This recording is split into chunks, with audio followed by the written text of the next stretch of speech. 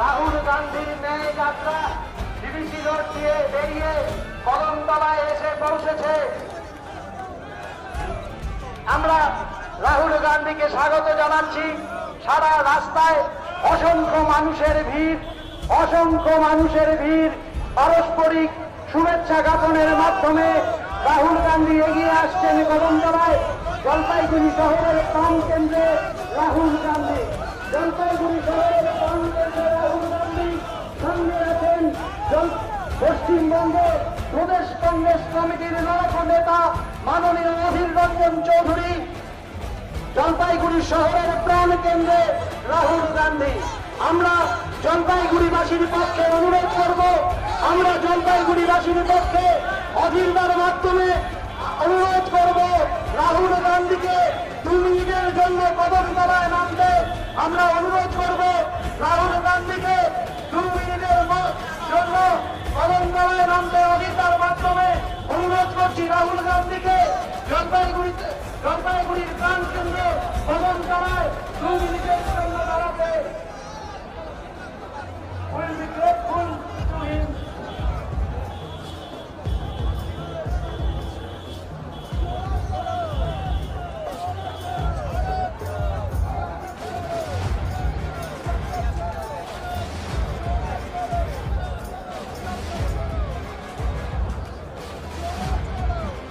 राहुल जी थोड़ा नीचे आइए प्लीज। राहुल जी कुछ बोलिए जनता के लिए कुछ बोलिए। राहुल जी, राहुल गांधी वेलकम,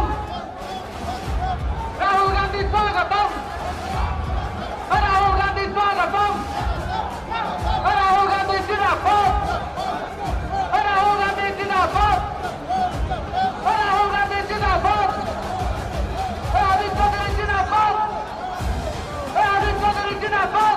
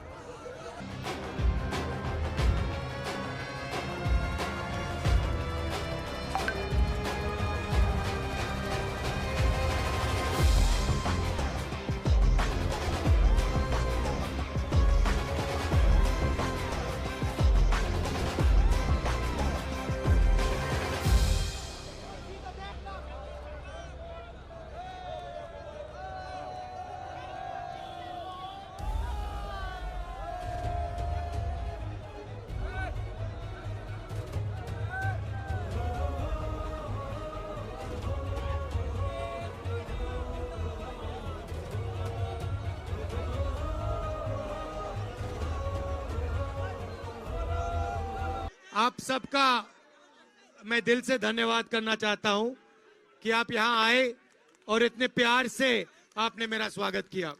पिछले साल भारत जोड़ो यात्रा की थी और उसका लक्ष्य था कि जो भारत में नफरत फैलाई जा रही है, फैल रही है, एक धर्म दूसरे धर्म के बीच में, एक भाषा दूसरी भाषा के बीच में,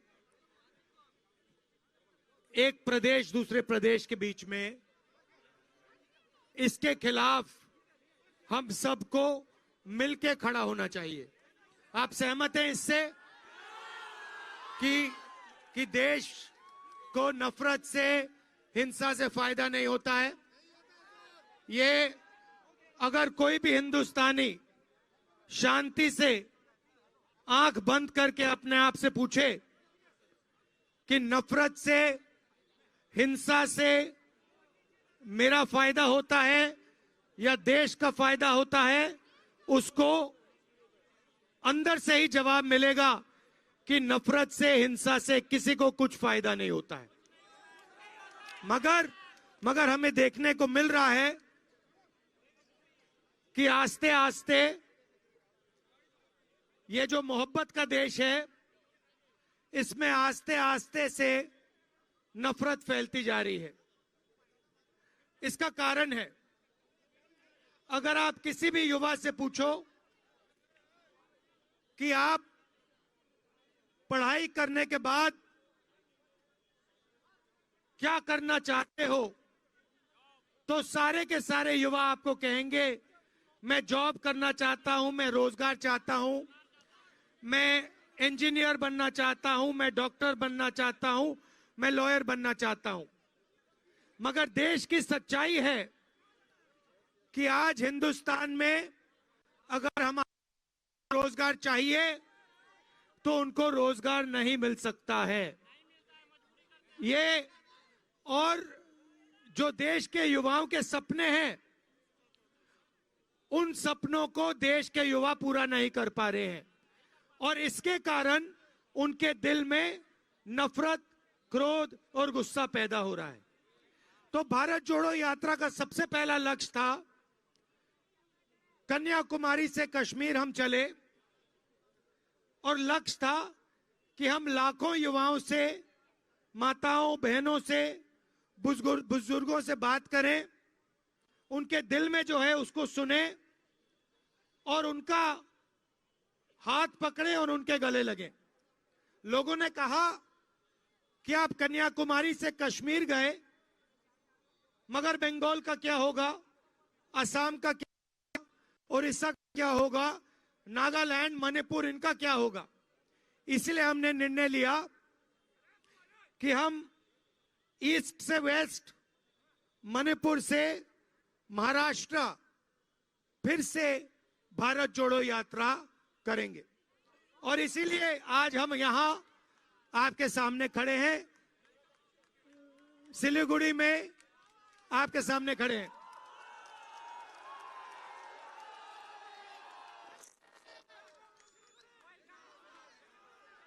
और इतने मोहब्बत से आपने, मैंने कहा भी नहीं और आपने मोहब्बत की दुकान खोल दी और फ्री में, दिल खोलकर। तो इसके लिए मैं आपको बहुत बहुत धन्यवाद करता हूं।